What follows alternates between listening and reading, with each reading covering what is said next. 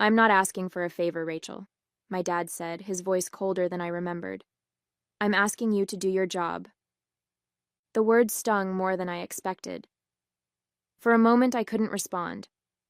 I sat there gripping the edge of my desk, staring at the man who hadn't been a part of my life for over 20 years.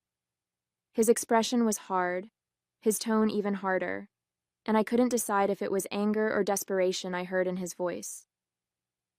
My name is Rachel Monroe. I'm 31 years old, a defense lawyer with a solid career, and a single woman focused on her work. For as long as I can remember, my relationship with my dad has been defined by his absence. He left when I was 9, walking away from my mom and me without so much as a goodbye. Now, 2 decades later, he was sitting across from me, asking for my help. No, kind of demanding it, and I didn't know how to feel. I leaned back in my chair, trying to steady my thoughts. You're asking me to defend you in court, I said, keeping my voice even. But let's not pretend this is just about me doing my job. You need my help, Dad. And after everything, you think you can just walk in here and demand it? He shifted uncomfortably, but didn't look away. This isn't personal, Rachel. It's business. And I wouldn't be here if I didn't think you were the best option. Business. Of course he would frame it that way. My dad had always been about transactions, what people could do for him, what he could get in return. Still, I couldn't ignore the flicker of something else in his voice. Was it guilt? Regret? I wasn't sure, and I didn't want to care. I need to think about it, I said finally, my voice firmer than I felt.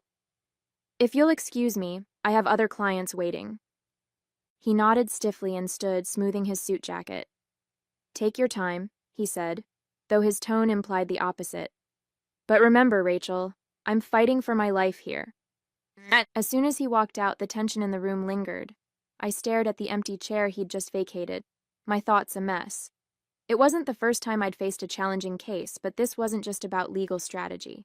This was him, the man who left my mom struggling to pay bills, who missed every milestone in my life, and who had been a ghost until now.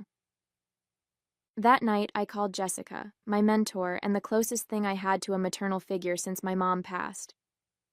He just showed up out of nowhere, Jess, I said, pacing my apartment. Like he had every right to ask me for help. No apology, no acknowledgement of what he did, just, I need you. Jessica sighed on the other end of the line. Rachel, this is tough, but you're a lawyer first. The question is, can you separate your personal feelings from the professional obligation? I stopped pacing and stared out the window at the city lights. I don't know, I admitted, but I'm not sure I have a choice. Over the next couple of days, I buried myself in the case file my dad had left behind. It was a mess. He was being accused of embezzling millions from his company, Monroe Investments, and the evidence wasn't exactly in his favor. Bank transfers, falsified reports, and discrepancies in financial records, it all pointed to him. If I took this case, I'd be fighting an uphill battle. But the more I read, the more something felt off. The transactions were too calculated, too clean for my dad. He'd always been impulsive, not the kind of man to pull off something this meticulous. That's when I started digging into his business partner, Alan Carter. His name popped up in a few key documents, and the more I looked, the more I realized he stood to gain if my dad took the fall. I wasn't sure what to do with that information yet, but it planted a seed of doubt that I couldn't ignore. Late one night, after hours of poring over documents, I called Jessica again. This case doesn't add up, I told her. I think someone set him up. Maybe his partner, Alan. Jessica was quiet for a moment before she replied, Rachel, if that's true, you're not just defending your father. You're exposing a deeper issue. Are you ready for what that means? I sighed, leaning back in my chair. I don't know if I'm ready, Jess, but I think I have to do this. The next morning, I made my decision. I called my dad and told him I'd take the case, but under one condition, I was running it my way. No interference, no half-truths. To my surprise, he agreed without argument, though I could hear the tension in his voice. Maybe he knew how serious this was. Or maybe he realized he didn't have any other options. Preparing for the first hearing was overwhelming. I had to comb through years of financial records, interview employees, and piece together a narrative that didn't make my dad look like a criminal. All the while, I wrestled with my own feelings. Defending him wasn't just about the case. It felt like stepping into a minefield of unresolved anger and hurt. But I kept telling myself this wasn't personal. This was about doing my job and uncovering the truth. The first time we met in my office to prepare, the tension was thick. He sat across from me, his body language closed off, but his eyes occasionally softened when he thought I wasn't looking. I kept it professional, walking him through the strategy and what I needed from him. But at one point, he broke the silence. "You're good at this," he said, almost reluctantly. I didn't expect this level of competence. I froze for a moment, unsure whether to take it as a compliment or an insult. "I've been doing this for a long time," I replied evenly. "It's what I do." He nodded but didn't say anything else, and just like that, we were back to business. As the weeks went by, the case started to come together, though not without its challenges. Alan Carter, my dad's business partner, was slippery. His deposition was filled with carefully worded statements that hinted at my dad's guilt, while conveniently glossing over his own involvement. I could feel the pressure mounting, both in the courtroom and in my personal life. One evening, after a particularly grueling day in court, I sat down with Jessica over coffee. "He's not an easy client," I admitted. "Half the time it feels like he's holding something back. The other half, he seems genuinely desperate." Jessica sipped her coffee thoughtfully. "That's the thing about family," she said. "They're not just clients. They're a mirror. Every conversation, every argument, it's all tangled up with years of history. But you're doing the right thing, Rachel. You're getting to the truth." Her words stayed with me as we moved closer to the trial date. The more I worked on the case, the more I realized how much was at stake, not just for my dad, but for me. This wasn't just about proving his innocence. It was about proving to myself that I could rise above the past and handle this with integrity. During one of our late-night meetings, the tension finally boiled over. We were reviewing a timeline of transactions when I noticed my dad staring out the window, his attention miles away. "Something on your mind?" I asked, trying to keep my tone neutral. He hesitated, then shook his head. "Just thinking." I set my pen down and leaned back in my chair. "Thinking about what? How you ended up here? Or is it about how you left me and Mom when I was a kid?" The words came out sharper than I intended, but I didn't try to soften them. For a moment he looked taken aback, as if I'd hit a nerve he wasn't ready to acknowledge. "Rachel, he started, but I wasn't about to let him dodge this. "No," I interrupted. "We're not brushing past this. You walked out on us, and you never came back. Do you have any idea what that did to Mom? What it did to me? And now you show up in my life. Not to apologize, not to make amends, but because you need something. Do you even care?" His face tightened, and for a moment, I thought he might get defensive. But instead, he sighed heavily, his shoulders slumping. "You're right," he said quietly. "I don't have an excuse. I made mistakes, big ones. And the truth is, I didn't think I had the right to come back after everything." His admission caught me off guard. I had spent years imagining what I'd say to him if I ever got the chance, but I never expected him to admit fault so openly. "You didn't even try," I said, my voice trembling. "You left us to pick up the pieces." He nodded slowly, his gaze still fixed on the window. "And I regret it every single day." I shook my head, trying to make sense of it all. "I don't understand why I took your case in the first place," I said, my voice laced with frustration. "After everything you've done, or really haven't done, why am I here helping you?" He paused, his gaze fixed on the papers scattered across the table. When he finally looked up, his expression was a mixture of regret and something that looked almost like admiration. "Maybe it's because you're a better person than I am," he said softly. I stared at him, taken aback. That's not an answer, I snapped, though his words had thrown me off balance. I'm not doing this out of kindness. I'm doing my job. He sighed, leaning back in his chair. Maybe that's part of it. But the truth is, Rachel, you've got something I never had. Integrity. You could have walked away.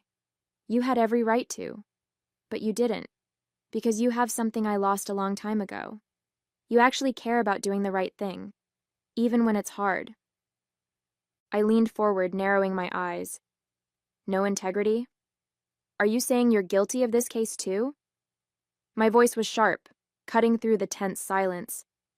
His expression hardened instantly. No, he said firmly, shaking his head. I didn't do what they're accusing me of, Rachel. I might have made bad decisions in my life, plenty of them, but I didn't steal from my own company. I'm not a thief. I studied him closely, trying to read his face. There was something about his tone, an edge of desperation, that made me believe him, at least in that moment. But the past had left me with too much doubt to fully trust him. Then why does the evidence point straight to you? I asked. The transfers, the falsified records, all of it leads back to your name. That's what I'm trying to figure out, he said, his voice rising with frustration. And that's why I need you. Someone set me up, Rachel. I know how it looks, but I didn't do this. For a brief second, I felt a flicker of pity for him, but I wasn't about to let him off the hook that easily. You better hope I can prove that, I said, standing up, because if you're lying, I'm not going to cover for you. Over the next few weeks, I threw myself into the case, determined to uncover the truth. Alan Carter's name kept coming up in the records, his involvement just subtle enough to escape notice unless you were really looking. It was clear he had positioned himself to benefit from my dad's downfall, but I needed more than suspicions. I needed hard evidence. During one of our strategy meetings, I laid everything out on the table. Alan had access to the accounts, the records, everything, I explained, pointing to the timeline I'd constructed. He's been distancing himself from this company for months, quietly liquidating assets and transferring them to his private holdings.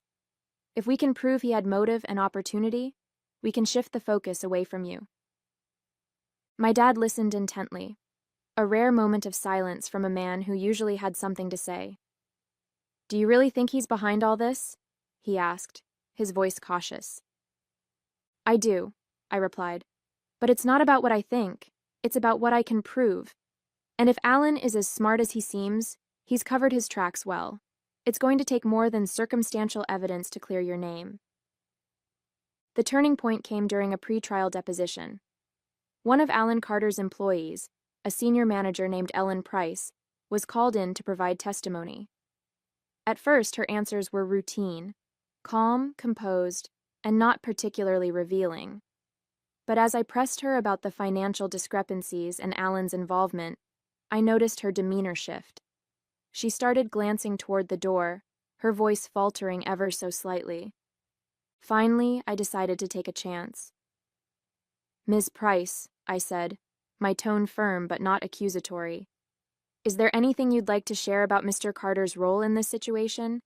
Anything you might have overheard or witnessed that could provide clarity?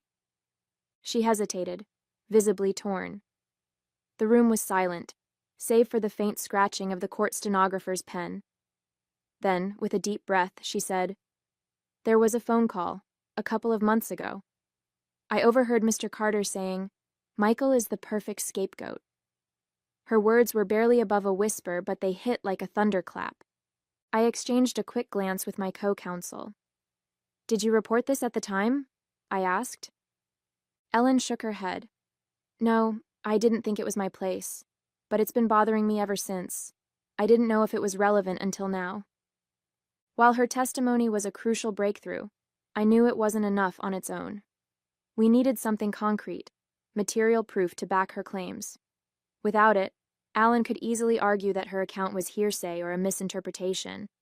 I thanked her for her honesty, promising to follow up. Later that evening, I went over the deposition with our IT investigator, who had been combing through digital records for weeks. We're close, he said, his face illuminated by the glow of his laptop screen. I've been sifting through old email archives, and there are still a few backup files I haven't finished scanning. If Alan left a trail, it's going to be in there. The waiting felt endless, but I held on to the hope that somewhere in the digital dust of Alan's emails was the proof we needed to expose the truth. 2 days later, just as I was beginning to lose hope, the call came. It was our IT investigator, his tone brimming with urgency. "Rachel, I found it," he said. I sat up straighter in my chair. "Found what?" "An email Alan sent to an external accountant," he explained. "It's vague, but he clearly references shifting the blame to your father. He deleted it, but the backup archives preserved a copy. The timestamp lines up perfectly with the period when the financial discrepancies started." My pulse quickened. "What exactly does it say?" He read it aloud. "The way things are structured, Michael will take the fall if this goes south. Keep everything tight on your end." He paused, letting the weight of the words sink in. "It's not just a mistake, Rachel. It's deliberate." I exhaled, relief washing over me. This is it. This is the proof we need. He wasn't done. I also cross-checked the IP address from which the email was sent. It matches Alan's office computer. There's no plausible way he can deny it came from him. I thanked him and hung up, staring at the notes on my desk. Between Ellen's testimony and this email, the puzzle pieces were finally coming together. I had the tools to not only clear my dad's name, but also bring Alan's deceit into the light. The next step was presenting it in court. As much as I wanted to celebrate the breakthrough, I knew the hardest part was still ahead. The day of the court presentation arrived, and the weight of the case pressed down on me as I walked into the courtroom. My dad sat next to me, uncharacteristically quiet, his face a mix of anxiety and anticipation. I placed the folder containing the email and deposition notes on the table in front of me, drawing a deep breath to steady myself. As the proceedings began, the opposing counsel tried to paint my dad as reckless and untrustworthy, a man whose carelessness had jeopardized his company. But I stayed calm, biding my time until it was my turn to present the evidence. When the judge called on me, I rose, holding the email copy in my hand. "Your Honor," I began, my voice steady, "we have new evidence that sheds light on this case. It directly implicates Alan Carter in a deliberate attempt to frame my client." The courtroom buzzed with murmurs as I handed copies of the email to the judge and opposing counsel. "This email," I continued, "was retrieved from a backup server after Mr. Carter attempted to delete it.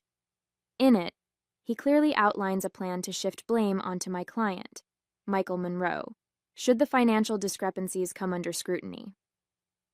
I let the room absorb the gravity of the evidence before adding, "Furthermore, we have corroborating testimony from an employee who overheard Mr. Carter referring to my client as the perfect scapegoat." The judge nodded, signaling for me to continue. "This isn't a case of negligence or incompetence on my client's part. This is a calculated effort by Mr. Carter to cover his tracks and deflect responsibility." For the first time during the trial, I saw Alan's composure crack.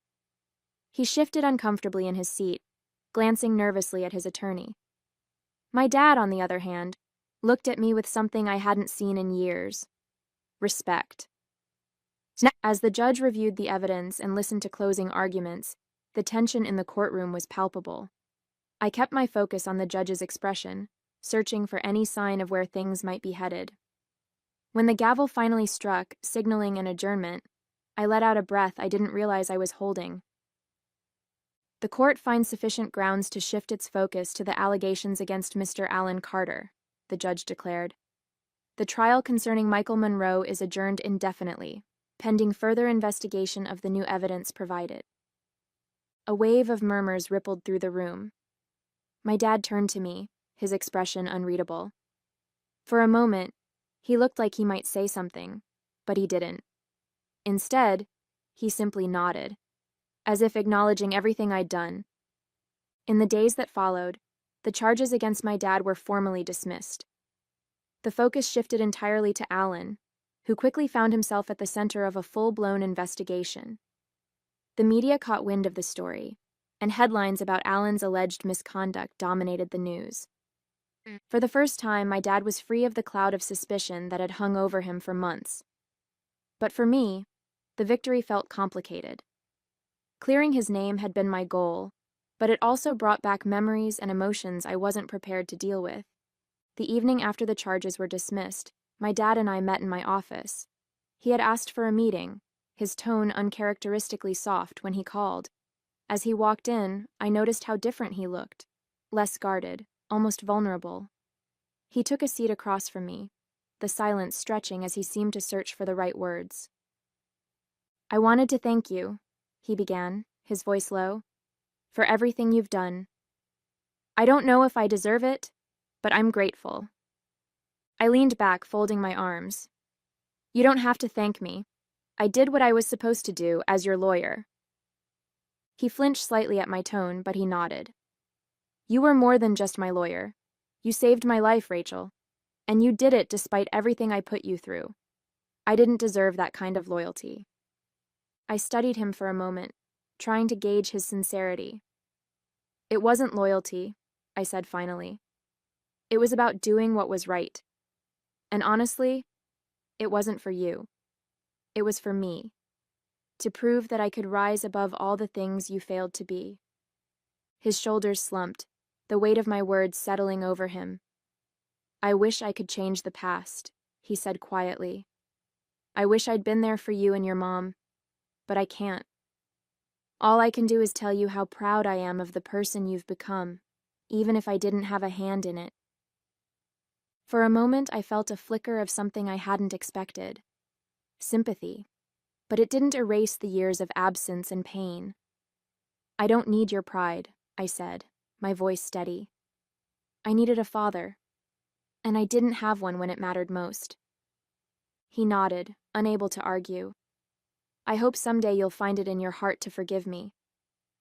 I didn't respond, letting the silence speak for itself. I didn't forgive him. At least, not then. Maybe I never will. Some wounds run too deep, and no amount of apologies can erase the scars they leave behind. But as I sat there, watching my father grapple with the weight of his mistakes, I realized something important. I didn't need his approval or his pride. What I needed was to prove to myself that I could rise above the pain, the abandonment, and the doubt. And I had. I cleared his name, uncovered the truth, and showed him the person that I was.